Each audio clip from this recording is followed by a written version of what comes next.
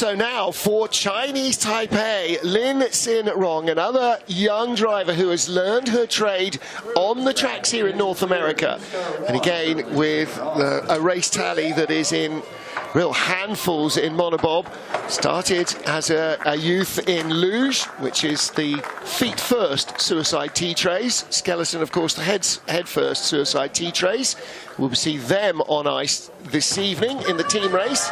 And not only that, Martin, Xin-rong has also was in the Olympics in 2022 for the sport of luge. So she knows what high-level competition looks like and is excited to try to do it in another sport.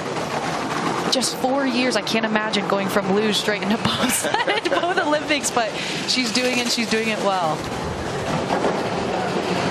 Really nice right there from 3 to 4. Again, that's a critical part of the track. Now entering the Devil's Highway, 5, 6, 7, trying to build up that speed as she enters the middle of the track. Yeah, second best speed. She's got a half-second advantage and holding on to that. But only third best speed, and you'll see this, you know, this oftentimes has to deal with how the athletes started. And how much they're having to steer to keep the sled on track. Little hits and chicane, that's not going to hurt her too much. 17-8 transition, very nice, but is losing her lead compared to the other girls. Yeah.